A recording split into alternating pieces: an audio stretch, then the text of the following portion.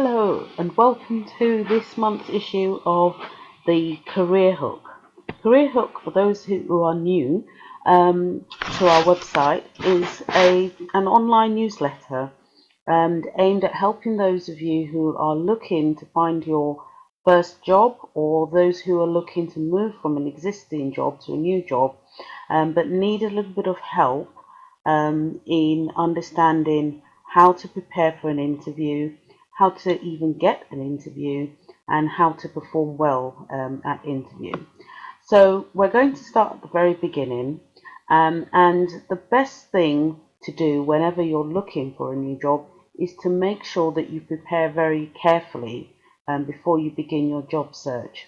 And this is quite an important step that a lot of people miss out, and it does affect your chances of success.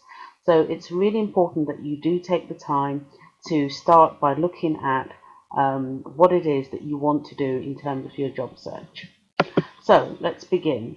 Now, I'll say a little bit about me. My background is human resource management. I have over 20 years in human resource management, and in that time I've done numerous shortlisting and interviews for a very wide range of jobs, from professional jobs to more manual labour type of roles. So I've got quite a vast experience, and I've also been a candidate myself for a lot of jobs.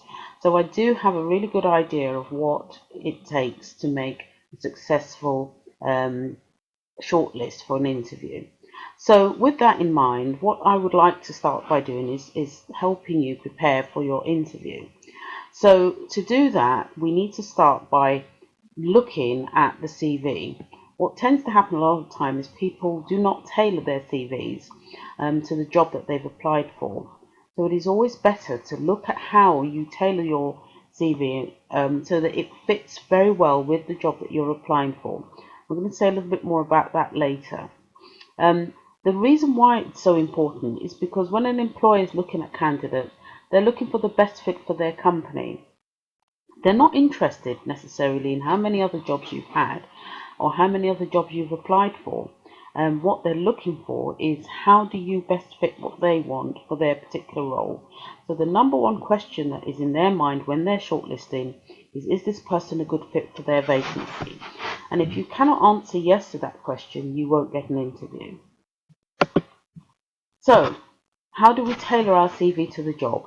Well, we start by looking at the job advert and the job description, sometimes known as the person specification, and you usually will find them the job description attached to the job advert.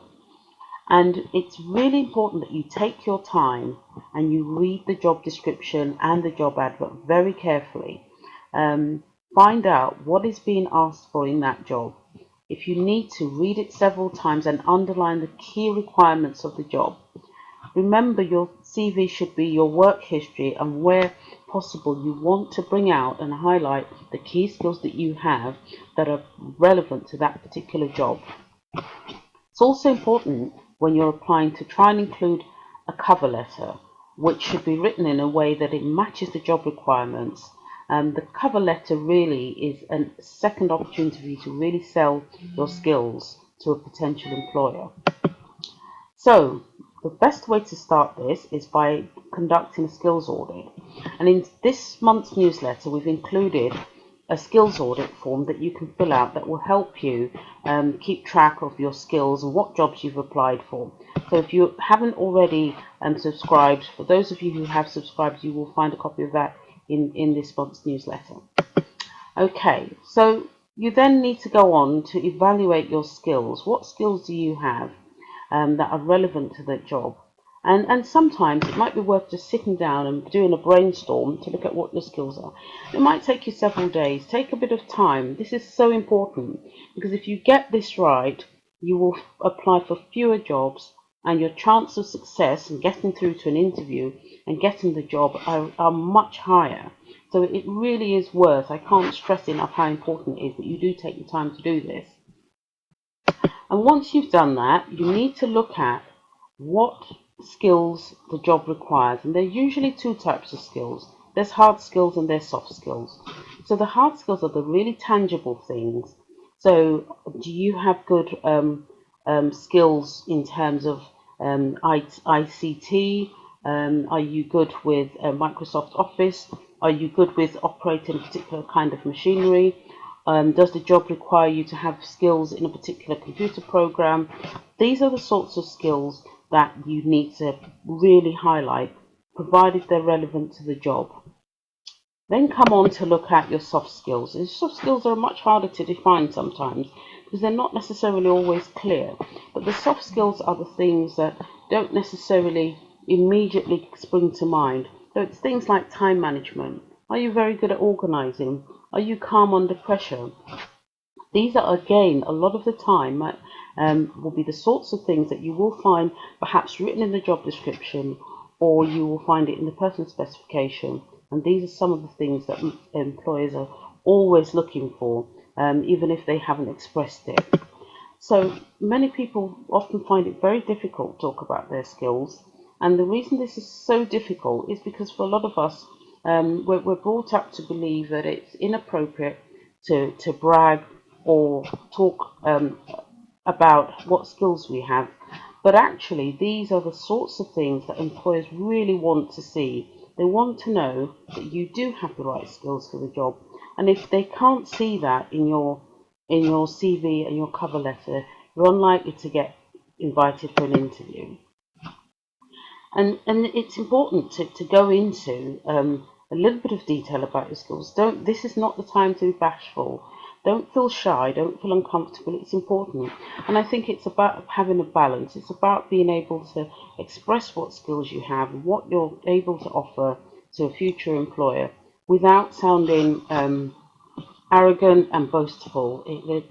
It is a fine balance, but the important thing is, as long as you stick to the skills that are pertinent to that particular job, you're more likely to get called for an interview. And for some people, you might be thinking, well, I haven't worked for a while. I've taken time out. Maybe you've been studying. Maybe you've been traveling. Perhaps you've taken time out to be with caring responsibilities. Whatever the reasons, you may not have recently worked. And what a lot of people forget is that skills go beyond what you learn in the workplace. Some of it might be skills that you've acquired over the course of time. So perhaps you are very active in your child's school. Perhaps you're a church volunteer. Perhaps you've organised fundraisers. All of these are really important skills that people want to see.